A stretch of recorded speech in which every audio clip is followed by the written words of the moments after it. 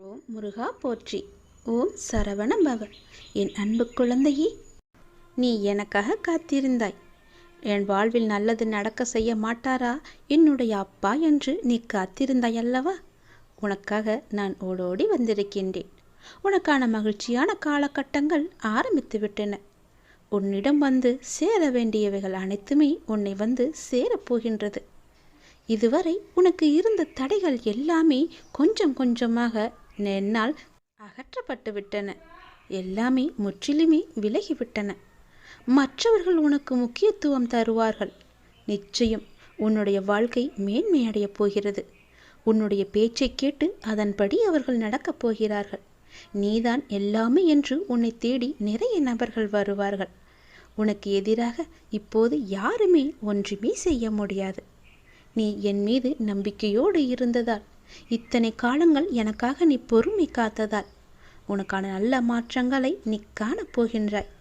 உன்னுடைய அன்புக்கும் நம்பிக்கைக்கும் பொறுமைக்கும் நிதானமான என்னுடைய ஆசைக்காக நான் உனக்கு ஒரு அன்பு பரிசை தரப்போகின்றேன். நீ மகிழ்ச்சியாக இருக்கப் போகின்றாய். உனக்கான பாதையை உருவாக்க வேண்டியது என்னுடைய கடமை அல்லவா? உன் அப்பனாகிய நான் எல்லாவற்றையுமே இனிதாக செய்து தரப்போகிறேன். இனி எந்த ஒரு விஷயமும் நினைத்து நீ கவலை கொள்ளவே வேண்டாம். ஏனென்றால் நீ என்னுடைய குழந்தை. உனக்கான நேரம் இதோ இந்த நொடியை வந்துவிட்டது. என்னை முழுமையாக நம்பினாய். உனக்கான வெற்றி காலம் நான் உனக்கு தராமல் எங்கே செல்வேன்? உனக்கான காலத்தை கொண்டு வந்திருக்கிறேன். அது வெற்றி காலமாக உன் கையில் வந்து சேரப்போகிறது. தற்போதைய நிலையை கண்டு நீ கவலைப்படக்கூடாது. உன்னுடைய சோதனை காலம் எல்லாமே முடிந்து விட்டது. உன்னுடைய கஷ்ட காலங்கள் எல்லாமே கழிந்து விட்டது. உன் தீராத கடன் பிரச்சனை எல்லாம் தீரப்போகிறது. இன்னும் சில மாதங்களிலேயே நீ விரும்பியபடி நிம்மதியான வாழ்க்கையை நான் உனக்கு தரப்போகின்றேன். மகிழ்ச்சி கொள். நீ என்னுடைய குழந்தை. நீ எத்தனையோ பிரச்சனைகளை எல்லாம் சந்தித்து முடித்து விட்டாய். இப்போது உள்ள உன்னுடைய கடன் பிரச்சனையை தீர்ப்பதற்கு உனக்கு பணம் இல்லாமல் நீ தவித்து கொண்டிருக்கின்றாய். ஒவ்வொருடமும் சென்று மன்றாடி கேட்டு கொண்டிருக்கிறாய். என் கடன் பிரச்சனையை தீர்க்க யாரும் இல்லையே என்று உன்னுடைய மனக்குமுறல் எனக்கு கேட்டுவிட்டது. கவலையே படாதே. உன் கடன் பிரச்சனையை தீர்ப்பது என்னுடைய பொறுப்பு. சில மாதங்களில் உன் கடன் அடைவதற்கான எல்லா தொகையையும் நானே உனக்கு தருகிறேன். உன் கடன் பிரச்சனை முழுவதையுமே நானே தீர்த்து வைக்கிறேன். இது சத்தியம். நிச்சயம் நடக்கும். உன் வாழ்வில் ஒரு நல்ல மாற்றம் வேண்டும் என்று காத்திருந்தாய் அல்லவா? நல்ல மகிழ்ச்சியான செய்தியை என் அப்பா எனக்கு தர வேண்டும் என்று எதிர்பார்த்தாய் அல்லவா? உனக்கு கடன் பிரச்சனை இல்லை என்றாலே உனக்கு நிம்மதிதானே? உன் கடன் அடைவதற்கான தேவையான பணத்தை இன்னும் சில மாதங்களில் நான் உனக்கு தருவேன். பெற்றுக்கொள். உன்னுடைய வாழ்விலும் மாற்றங்கள் வருகின்றன. சிலருக்கு கொஞ்சம் தாமதமாக இருக்கலாம். இப்போது உன் வாழ்விலும் நீ எதிர்பார்த்த மாற்றம் வரப்போகிறது. உன்னுடைய பல வேண்டுதலில் உன்னுடைய முதன்மையான வேண்டுதல் விரைவில் நடக்கப் போகிறது. அதற்கு நீ செய்ய வேண்டியது எல்லாம் அந்த விஷயத்தை குறித்து நேர்மறை எண்ணங்களை மனதில் எழுப்ப வேண்டும். அது நடக்கும் என்று நீ நம்ப வேண்டும். உனக்கு அந்த வேண்டிய ஒன்று நிச்சயமாகவே கைகளில் கிடைக்கும். கோவிலில் சாமி முன் இந்த முறைப்படி நீ பிரார்த்தனை செய்து வந்தால் நிச்சயம் நீ நினைத்தது நடக்கும். நமக்கு எப்பொழுது எந்த பிரச்சனை எந்த ரூபத்தில் வந்தாலும் நாம் அந்த பிரச்சனைகளை முடிக்கவும் அதிலிருந்து முழுமையாக விடுபட்டு வெளியே வருவதற்கும் நாம் செய்யும் முதல் காரியம் தெய்வத்திடம் சரணடைந்து பிரார்த்தனை செய்து நம் குறைகளை கூறி வேண்டிய வரங்களை பெற்றுக்கொள்வோம். அது மட்டும் இல்லாமல் நமது வாழ்க்கையில் செய்யும் சில சிறிய தவறுகளுக்கும் தெய்வத்திடம் சென்று அதற்கான பரிகாரங்களையும் செய்து புண்ணியத்தை தேடிக்கொள்வோம். ஆனால் கோவிலில் சாமியிடம் வேண்டுவதாக இருந்தாலும் பரிகாரம் செய்வதாக இருந்தாலும் அதற்கு ஒரு முறை இருக்கிறது. அந்த முறைப்படிதான் நாம் இறைவனிடம் வேண்ட வேண்டும். அப்படி வேண்டினால் கண்டிப்பாகவே அது நிறைவேற்றப்படும். அந்த முறைப்படி பரிகாரம் செய்தாலும் தெய்வம் அதை முழுமையாக ஏற்றுக்கொள்ளும். நாம் நம்பிக்கையுடன் செய்ய வேண்டும். அதனால் இன்று கோவிலில் தெய்வத்தின் முன் எப்படி பிரார்த்தனை செய்வது, எப்படி வேண்டுவது பற்றி தான் நாம் இப்போது சொல்ல போகிறோம். கோவிலுக்கு சென்றால் தெய்வத்தின் முன் மண்டியிட்டு வேண்டு என்று நிறைய பேர் சொல்லி நாம் கேள்விப்பட்டிருப்போம். ஆனால் நம்மில் எத்தனை பேர் இந்த முறையில் தெய்வம் முன் மண்டியிட்டு வேண்டியுள்ளனர் என்பது நமக்கு தெரியாது. ஆனால் அடுத்த முறை நீங்கள் கோலதெய்வ கோயிலுக்கு சென்றாலும் அல்லது வேறு ஏதாவது உங்களுக்கு பிடித்த தெய்வத்துடைய கோவிலுக்கு சென்று வேண்டினாலும் தெய்வத்தின் முன் முட்டி போட்டு உங்கள் பிரார்த்தனையை வையுங்கள். நீங்கள் தெய்வத்தின் சன்னிதானத்திற்கு முன்பு மண்டி போட்டு உங்கள் இரு கைகளையும் ஏந்தி உங்களுடைய பிரச்சனையை, குறைகளை கடவுளிடம் சொல்லி வேண்டிய வரங்களை நீங்கள் பெற்றுக்கொள்ளுங்கள். இப்படி நீங்கள் முட்டி போட்டு வேண்டினால் தெய்வம் நாம் கேட்டதை உடனே கொடுக்கும் என சொல்லப்படுகிறது. இப்படி நீங்கள் எந்த தெய்வத்தின் கோவிலுக்கு சென்றாலும் முழங்கால் போட்டு மண்டியிட்டு உங்களின் இரு கைகளையும் ஏந்தி வேண்ட வேண்டும். உங்களுடைய வேண்டுதலை சீக்கிரமாகவே ஏற்றுக்கொள்வார். அதே நேரம் அந்த வேண்டுதல் சீக்கிரம் தெய்வத்தால் நிறைவேற்றியும் தரப்படும் என்பது காலம் காலமாக மக்களிடம் உள்ள நம்பிக்கை. அந்த நம்பிக்கை உங்களுக்குள்ளே இருக்க வேண்டும். நீங்கள் நிறைய கோவில்களில் சில தெய்வத்திற்கு வேண்டுதல் வைத்து முழங்கால் மண்டியிட்டு கோவிலை சுற்றி வலம் வருவார்கள். கோவில் படியேறி தங்களுடைய நேர்த்திக்கடனை செலுத்துவார்கள். இப்படியெல்லாம் கூட தெய்வத்திற்கு பிரார்த்தனை செய்யலாம் என்று நம்முடைய சாஸ்திரங்களே கூறுகிறது. இருந்தாலும் உங்களுடைய உடம்பை பிரார்த்தனை செய்கிறேன் என்ற பெயரில் வருத்தி கொண்டு நீங்கள் முழங்காலிட்டு கோவிலை சுற்றியோ அல்லது கோவில் படிக்கட்டிலோ நடக்க வேண்டும் என்ற அவசியம் கிடையாது. உடலை வருத்திதான் நம்மை செய்ய வேண்டும் என்று யாரும் சொல்லவில்லை. எந்த கடவுளும் நிர்பந்திக்கவில்லை. தெய்வத்தின் சன்னிதானத்திற்கு முன்பு மண்டியிட்டு தெய்வத்தை முழு நம்பிக்கையோடு நினைத்து மனதார வேண்டிக் கொண்டாலே போதும். நீங்கள் நினைத்தது நிச்சயமாகவே ஒரு மண்டலத்தில் நடக்கும். அதாவது 48 நாட்களுக்குள் அது நடந்தே தீரும். நீங்களும் உங்கள் இஷ்ட தெய்வத்தை நினைத்து முழு நம்பிக்கையோடு வேண்டுங்கள். எந்த தெய்வமாக இருந்தாலும் கை நீட்டி கேட்டால் கண்டிப்பாகவே கொடுப்பார். இல்லை என்று சொல்லாமல் நமக்கு அள்ளி தருபவர்தான் தெய்வம். மண்டியிட்டு கைகளை ஏந்தி கடவுளிடம் கேளுங்கள். உங்கள் பிரார்த்தனை நிச்சயம் நிறைவேறும். ஓம் சரவணபவ. ஓம் முருகா போற்றி. அனைவருக்கும் நல்லதே நடக்கட்டும். எனது மொழிகளுக்கு கீழ்ப்படிந்து நடப்பவன் நல்லவனோ கெட்டவனாக இருப்பினும் நாளடைவில் அவன் உயரிய தன்மையை பெற வைப்பது என்னுடைய கடமையாகிறது. அவனுக்கும் எனக்கும் இடையே பேதம் என்பது எதுவும் இல்லை. இப்போது அவன் பொறுப்பு முழுவதும் என்னிடமே உள்ளது. நம்பிக்கையுடன் என்னை பின்பற்றி நீ தொடர்ந்து வா.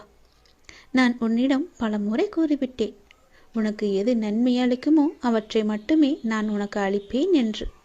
அதை விடுத்து நான் கேட்பதை நீ ஏன் எனக்கு அளிக்கவில்லை என்று என்னிடமே நீ கோபித்துக் கொள்கிறாய். நீ கேட்பது உனக்கு நன்மை அளிக்குமா தீமையை அளிக்குமா என்று நான் ஆராய்ந்து பார்த்துதானே நான் உனக்கு அளிக்க வேண்டும். அதற்குள்ளே நீ பொறுமை இழந்தால் நான் என்ன செய்வது? உன் மீது நான் கோபப்படுவதா அல்லது பரிதாபப்படுவதா, பாவம் என்று நினைப்பதா?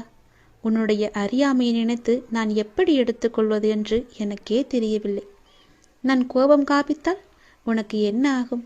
சற்று யோசித்துப்பார். நானே எல்லாமே இருந்து உன்னை பாதுகாத்து வந்து கொண்டிருக்கின்றேன். உன்னை கேட்டதை நான் கொடுப்பது ஒரு நொடி போதும் எனக்கு. ஆனால் கொடுக்காமல் கொஞ்சம் நேரம் காலம் தாழ்த்தி நாட்கள் தாழ்த்தி கொடுப்பது எதற்காக என்று யோசித்து பார்த்தாயா? ஒரு அப்பா தன்னுடைய பிள்ளைக்கு நல்லதுதான் நினைப்பேன். அப்படி இருக்கும்போது நீ ஏன் இப்படி அவசரப்படுகிறாய்? நீ கேட்பது உனக்கு நன்மை அளிக்கும் என்றால் அதை நான் உனக்கு உடனே தருவேன். அதில் தீமை இருந்தால் அது தீமையை எப்படி அகற்றுவது என்று பார்த்து அதற்கான ஏற்பாடுகள் செய்வேன். அது உனக்கு கிடைக்கக்கூடாது என்று நினைத்தால் அதை நான் உனக்கு தரவே மாட்டேன். அதனால் நீ அவசரப்படாதே. நானே உன் தாய், நானே உன்னுடைய தந்தை. உனக்கு நன்மையை மட்டுமே கொடுப்பவன் நான். அதற்கு சற்று காலமானாலும் நம்பிக்கையுடன் காத்திரு. அவசரப்படாதே. எல்லாம் உன்னுடைய நன்மைக்காகத்தான் உன்னுடைய அப்பா நான் சொல்கிறேன். நான் சொல்வது எல்லாமே உன்னுடைய நன்மைக்காக மட்டுமே. அதை நீ அறிந்து கொள். உன்னை காக்கவே நான் இருக்கின்றேன். காரணமில்லாமல் எதுவும் நடக்காது. எல்லா நிகழ்வுகளுக்கும் பின்னாலும் ஏதோ ஒரு காரணம் இருக்கின்றது. சாதாரண மனிதர்களாகிய நமக்கு அந்த காரணம் என்ன என்று அறிவதில்லை. ஆனால் உன்னுடைய பழனி முருகன் எனக்கு எல்லாமே தெரியும். எனக்கு தெரியாதது என்று எதுவுமே இல்லை. ஆனால் நான் உனக்கு எல்லாவற்றையும் தர மறுப்பதற்கு காரணம் அதில் உனக்கு ஏதோ ஒரு தீமை இருக்கிறது என்பதனால். நான் எல்லாவற்றையும் பார்த்து கொண்டுதான் இருக்கின்றேன். எனக்கு எல்லோருடைய பாவ கணக்கும் எது என்ன என்று எனக்கு தெரியும். என்னுடைய பக்தனின் கர்ம வினைகள் முற்றினையும் அழிப்பது என்னுடைய பொறுப்பு. நீ எப்போது என் ஆலயத்தில் படியெடுத்து காலெடுத்து வைத்தாயோ அந்த நொடி முதலே உன்னுடைய கர்மாக்களை குறைக்க நான் புறப்பட்டு விட்டேன்.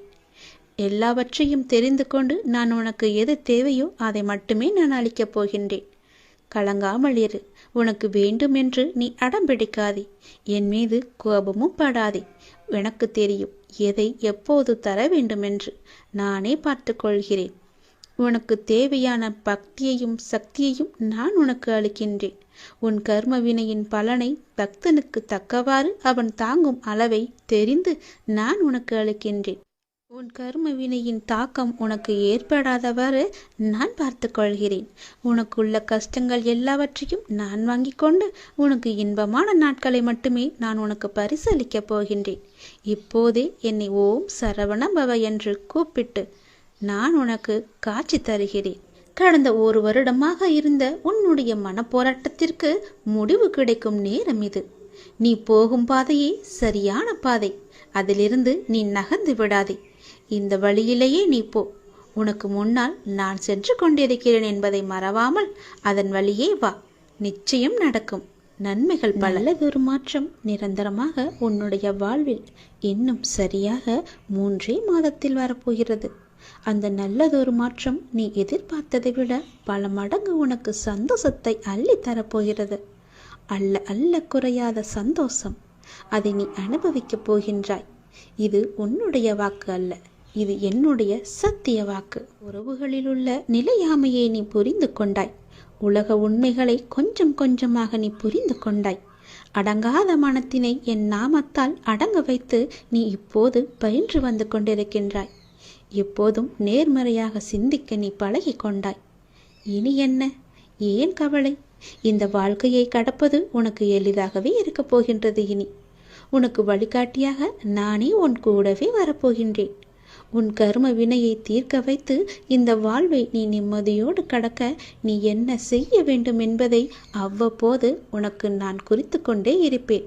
குறிப்பால் உணர்த்தி கொண்டே இருப்பேன். நீ தயங்காமல் முன்னேறு. நான் உன்னுடன் எப்போதுமே இருப்பேன். உனக்கு எல்லாவற்றையும் புரிய வைத்து உன்னுடைய வாழ்க்கையை செம்மையாக மாற்றி காமிக்கின்றேன். கடந்த 1 வருடமாக இருந்த உன்னுடைய ஒரு மனப்போராட்டத்திற்கு இப்போது முடிவு கிடைக்கும் நேரம். உன் மனம் 1 வருடமாக பட்ட பாடு எனக்கு தெரியாதா? எத்தனை அல்லல்கள் பட்டிருக்கிறது, எத்தனை துன்பங்களை சந்தித்திருக்கிறது, எத்தனை கஷ்டங்களை அது அனுபவித்திருக்கிறது. எல்லோற்றுக்கும் ஒரு முடிவு கட்டப் போகின்றேன். உன்னுடைய பொறுமைக்கு பலன் கிடைக்கும் நேரம் இது. நீ இதுவரை கடந்து வந்த பாதையில் நீ பட்ட கஷ்டங்களுக்கு ஒரு முடிவு காணப்பாய். யார் உன்னை கைவிட்டாலும் உன் நம்பிக்கை உன்னை கைவிடாமல் உன்னை இவ்வளவு தூரம் அழைத்து வந்திருக்கின்றது. நான் நம்பும் என்னுடைய அப்பா என்னை காப்பாற்றுவார் என்ற நம்பிக்கை உனக்குள்ளே ஆழமாக பதிந்திருக்கிறது. அதுவே உன்னை இத்தனை தூரம் பாதுகாப்பாக அழைத்து வந்திருக்கிறது தெரியுமா? அந்த நம்பிக்கையோடு சேர்ந்த நேர்மறை எண்ணங்களும் அது எல்லாமே கூடி உன் வாழ்வின் பொன்னான தருணங்களை அது உனக்கு உருவாக்கி தரப்போகிறது. மகிழ்ச்சியாகவே இரு. உன்னுடைய வாழ்க்கை சரியான திசையில் நகர ஆரம்பித்திருக்கிறது. அது சரியான வழியில்தான் போய்கொண்டிருக்கிறது. அதை மாயை என்ற வலையில் நீ சிக்கிக்கொண்டு மாற்றி போக நினைக்காதே. அது தவறாக விடும். நான் சொல்வதை கேள். உனக்கு நல்லது நடக்கப் போகிறது. எத்தனை வருடங்களாக நீ தவித்து கொண்டிருந்தாய். எவ்வளவு மனப்போராட்டங்களை எல்லாம் அனுபவித்து கொண்டிருந்தாய். சந்தோஷத்தையே நீ மறந்து விட்டாய். அவ்வளவு துன்பங்களை நீ அனுபவித்து விட்டாய் அல்லவா? அது எல்லாமே இப்போது முடியப் போகிறது. சந்தோஷமாக நீ உன் வாழ்க்கையை ஆரம்பிக்கப் போகிறாய். உனக்கு துணையாக உன்னுடைய அப்பா நான் இருக்கும்போது எதையும் கவலைப்படாதே. எதை பற்றியும் நீ சிந்திக்காதே. மகிழ்ச்சியாகவே இரு. நிறைய மகிழ்ச்சியான தருணங்கள் இனி ஒன்றின் பின் ஒன்றாக உன்னை நோக்கி வந்து கொண்டே இருக்கிறது. இதுதான் சரியான திசை. யார் எது சொன்னாலும் அதை காதில் வாங்காதே. அங்கு உன்னை பயமுறுத்துபவர்கள்தான் நிறைய பேர் இருப்பார்கள். அவற்றையெல்லாம் நீ காதில் வாங்காமல் நீ போகும் பாதையே சரியான பாதை என்று நகர்ந்து போய்கொண்டே இரு. இதற்காகவும் நீ அதிலிருந்து பின் வாங்கக்கூடாது. இது அப்பன் முருகன் மீது சத்தியம். என் மீது சத்தியம் செய்திருக்கிறாய். அதிலிருந்து நீ பின் வாங்க கூடவே கூடாது. இடம் நான் பேச விரும்புகிறேன். மிக முக்கியமான விஷயத்தை நான் உன்னிடம் பேச வேண்டும். சிறிது நேரம் ஒதுக்கி என்னை பார்க்க வா. தயவு செய்து என்னை வந்து பார்த்துவிட்டு போ. நீ ஒரே ஒரு முறை திருச்செந்தூர் வர வேண்டும். திருச்செந்தூர் வந்து என்னை தரிசிக்க வேண்டும். நான் உன்னிடம் வந்து பேச வேண்டும். எனக்கு சிறிது நேரம் ஒதுக்கி என்னை பார்த்து விட்டு போ. உன்னுடைய நல்ல மனதுக்கு ஒரு நல்ல விஷயம் கண்டிப்பாக நடக்கப் போகின்றது. நீ என் மேல் கொண்ட பக்திக்கும் நம்பிக்கைக்கும் பலனாக உன்னுடைய வாழ்வில் ஒரு நல்ல விஷயம் நடக்கப் போகிறது.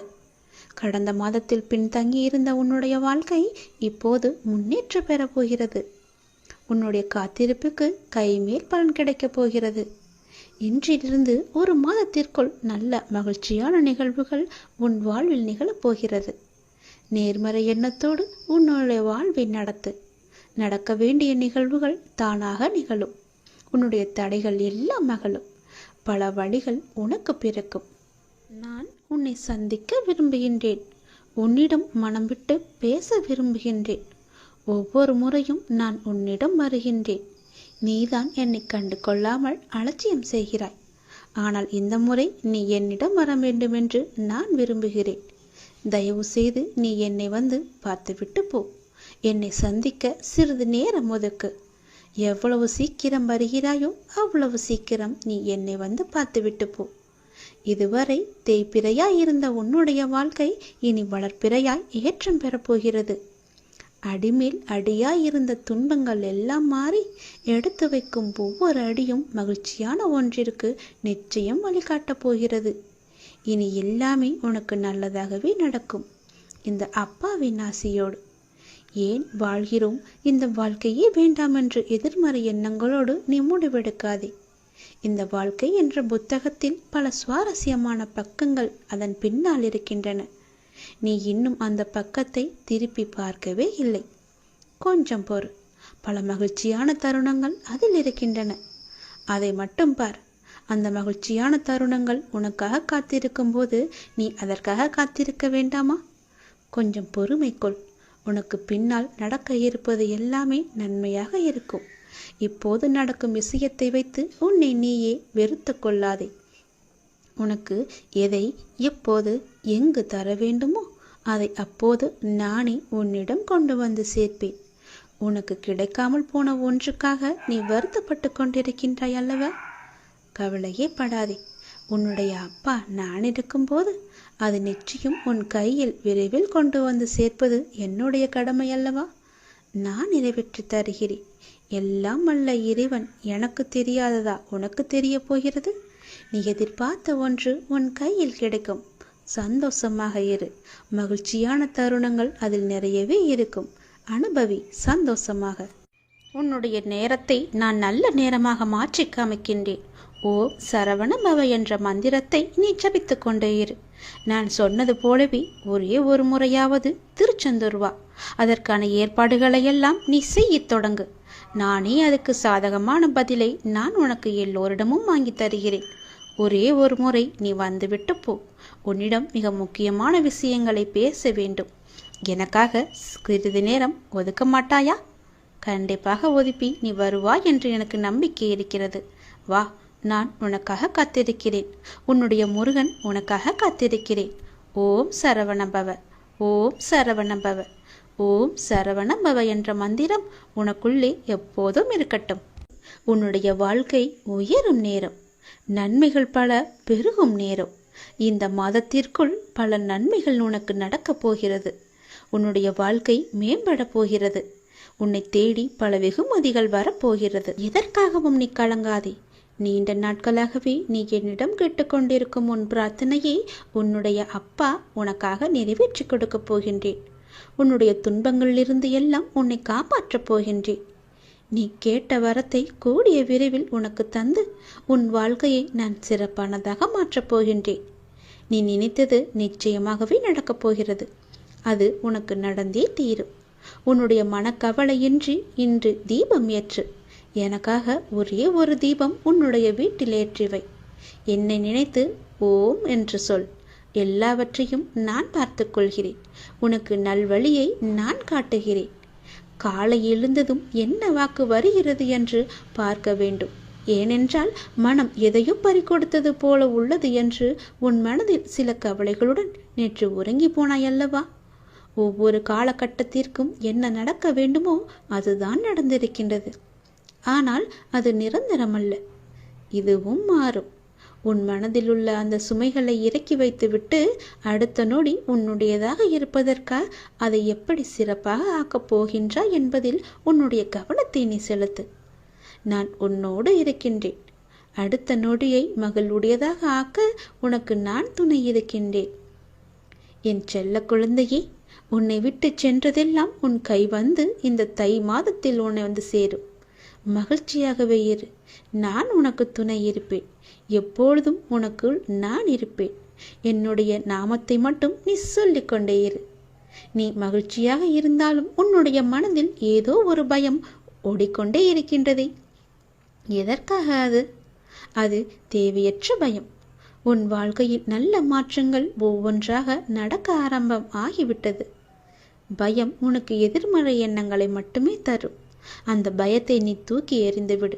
உன்னுடைய மனதை நீ எப்பொழுதும் நேர்மறையாய் மட்டுமே வைத்துக்கொள். அதில் எதிர்மறையை உட்பகுத்தி விடாதே. அதை தடுத்து நிறுத்த வேண்டிய பொறுப்பு உனக்குள் தான் இருக்கிறது. அதை நீ மட்டுமே செய்ய முடியும். நீ நினைத்தால் கண்டிப்பாகவே முடியும். அந்த எதிர்மறை எண்ணங்கள் உன் செயல்பாட்டை எல்லாம் தடுத்து உன்னை தோல்வியில் சென்று அடைய வைத்துவிடும். முதலில் அந்த பயத்தை விடு. நல்லதை நினை. உனக்கு நன்மைகள் மேலும் மேலும் பெருகி கொண்டே இருக்கும். உன்னுடைய வாழ்க்கை உயரும் நேரம் இது.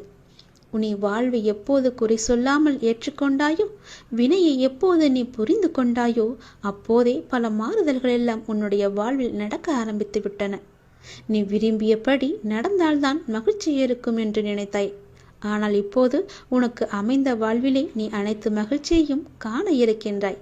இடமாற்றம், வேலை மாற்றம் என நீ எதிர்பார்த்த பல மாற்றங்கள் நிகழப்போகிறது. நீண்ட நாட்களாகவே நீ என்னிடம் கேட்ட ஒரு வேண்டுதலும் இந்த மாதத்தில் நிறைவேறப் போகிறது. மகிழ்ச்சியாக சந்தோஷமாகவே அதை அனுபவிக்கப் போகின்றாய். உன்னுடைய வாழ்க்கையானது கொஞ்சம் கொஞ்சமாக மேம்பட்டு உயர்ந்த நிலைக்கு வரப்போகின்றது. உன்னுடைய வாழ்க்கையின் தரம் உயரும் நேரத்தை நீ நெருங்கிவிட்டாய் அல்லவா? அதனால் பல நன்மைகள் உன்னை வந்து சேரப்போகிறது. இந்த மாதம் முடிவதற்குள் அதற்கான பலனை நீ அனுபவிப்பாய். கொஞ்சம் கொஞ்சமாக எல்லாமே நடந்து உன் முழுமையான வாழ்க்கையை நீ அனுபவிக்க நீ உன்னை தயார் செய்து கொள்ள வேண்டும். சந்தோஷத்தில் நீ துள்ளி குதிக்கப் போகின்றாய். என்னுடைய நாமத்தை நீ சொல்லிக்கொண்டே இரு.